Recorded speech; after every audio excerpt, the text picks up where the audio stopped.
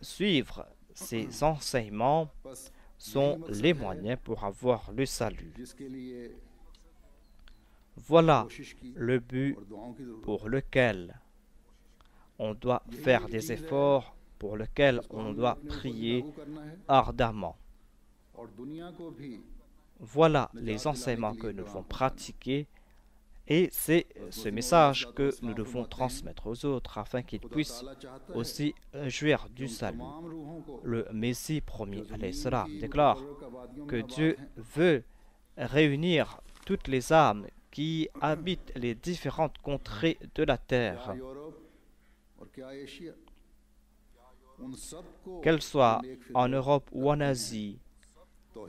Dieu veut réunir toutes ces âmes pures et les attirer vers l'unicité de Dieu, et doivent réunir tous ces serviteurs sous la bannière d'une seule foi. Voilà le but pour lequel j'ai été envoyé. Essayez d'atteindre cet objectif, mais en étant imbu d'aménité, en priant ardemment. Le Messie premier l'Islam a été envoyé pour un but spécifique et nous avons comme responsabilité de faire des efforts pour atteindre cet objectif. Voilà la responsabilité qu'il nous a confiée. C'est-à-dire que nous devons faire des efforts selon nos aptitudes. C'est ainsi, comme je l'ai dit, en Europe et dans le monde entier, les gens sont en train de s'empêtrer dans le polythéisme au nom de la religion, où les gens ont rejeté complètement l'existence de Dieu. Vous habitez, vous, en Europe. C'est pour cette raison que je parle de l'Europe. Comme je l'ai déclaré auparavant, il fut un temps où l'on entendait les appels La ilaha illallah et Allahu Akbar partout dans ce pays. Dans différents endroits, on a bâti des mosquées et ces mosquées en sont témoins. Dans différents endroits, on trouve gravé ces paroles sur des murs. Et tout cela témoigne que, ici, dans ce pays, on proclamait l'unicité de Dieu. Mais la décadence spirituelle des musulmans ont fait qu'ils n'ont pas pu protéger l'unicité de Dieu et son annonce, et ils ont fait face à l'humiliation et ont confié ce pays aux chrétiens. Tout comme l'a déclaré le Messie promis alayhi salam, Dieu a décrété que le monde va suivre l'unicité de Dieu. Le monde sera attiré vers cette foi unique.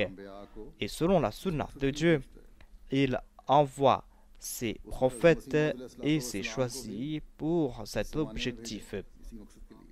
Ainsi donc, il a envoyé le Messie promis alayhi salam pour ce but, et il nous a accordé l'occasion, de par sa grâce, de nous joindre à la Jamaat du Messie promis alayhi salam.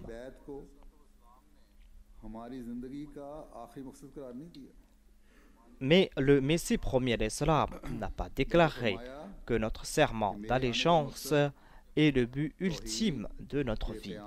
Et il a déclaré que le but de sa venue est d'établir l'unicité de Dieu et de réunir le monde sous la bannière d'une foi unique. Et pour cela, vous allez devoir me suivre. Obéissez-moi et c'est là que vous allez atteindre cet objectif, c'est-à-dire l'objectif de ma venue. Mais accomplissez cette tâche avec douceur, avec aménité, et vous pourrez agir ainsi lorsque vous aurez des arguments. Nos détracteurs usent d'un langage vulgaire à notre rencontre. Ils nous insultent et ils nous persécutent et usent de violence contre nous parce qu'ils n'ont pas d'arguments. Le Messie promis alayhi salam a déclaré que moi, je vous ai confier d'innombrables preuves et arguments puisés du Saint-Coran. Et ce ne sera même pas la peine pour vous d'user de violence. Soyez donc amen, bienveillants, et prouvez au monde que les enseignements de l'islam sont sublimes et qu'on n'a pas besoin d'user de force pour répandre ces enseignements. L'islam est cette lumière qui va éclairer toute personne de bonne nature. L'islam est cet enseignement sublime qui va nous faire progresser dans la moralité, un enseignement qui va nous faire comprendre nos devoirs envers Dieu et envers les créatures de Dieu.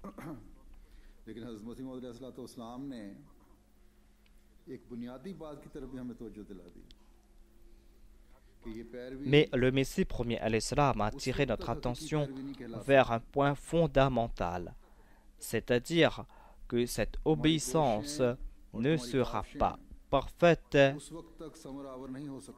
et que nos efforts ne vont pas porter des fruits tant que vous n'allez pas faire accompagner ces efforts de prière.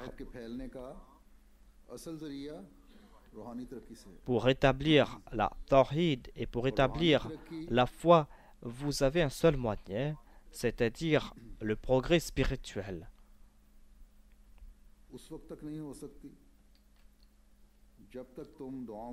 Et vous ne pourrez pas progresser spirituellement tant que vous n'allez pas prier, tant que vous n'allez pas implorer Dieu et tant que vous n'allez pas établir un lien avec Dieu. Cette tâche que vous avez à accomplir, c'est-à-dire d'inviter les gens vers Dieu, cette tâche que Dieu aime le plus, eh bien, comment pourrez-vous accomplir cette tâche sans avoir une relation vivante avec Dieu? Le Messie promis alayhi salam a tiré notre attention vers cette tâche, c'est-à-dire de prier et de prier, car sans prière, on ne pourra avoir la certitude du succès. Sans prière, on ne pourra atteindre son objectif. Le Messie promis alayhi salam a déclaré ouvertement que notre victoire va se faire grâce à la prière. Mais on doit tout de même faire l'établir, c'est-à-dire la prédication, prêcher le message. Ces efforts doivent être accompagnés de prières et c'est là que ces efforts vont porter leurs fruits. Priez et réformez aussi votre état.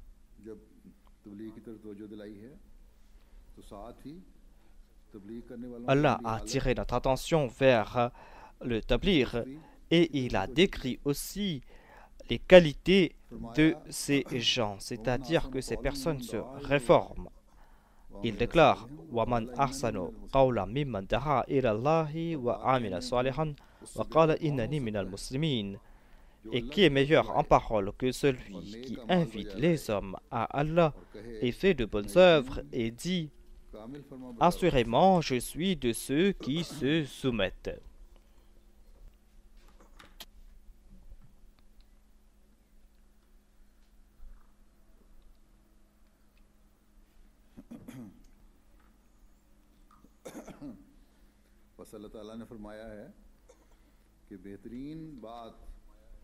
Allah a déclaré que la meilleure parole que vous pourrez prononcer, c'est d'inviter les gens vers Dieu. Et toutes les autres actions ont une importance secondaire. Utilisez les moyens qui sont à votre disposition et lorsque vous aurez l'occasion, soyez de ceux qui sont les meilleurs, c'est-à-dire ceux qui appellent les gens vers Dieu. Et pour appeler les gens vers Dieu, vous allez devoir aussi réformer vos actions. Vous allez devoir accomplir des bonnes œuvres qui ont été préconisées par Dieu. Il y a des centaines de commandements dans le Saint-Coran. Il y a certains commandements qui concernent les actions qui ont été préconisées. Il y a aussi des interdictions qu'on trouve mention dans le Saint-Coran. Lorsque l'homme va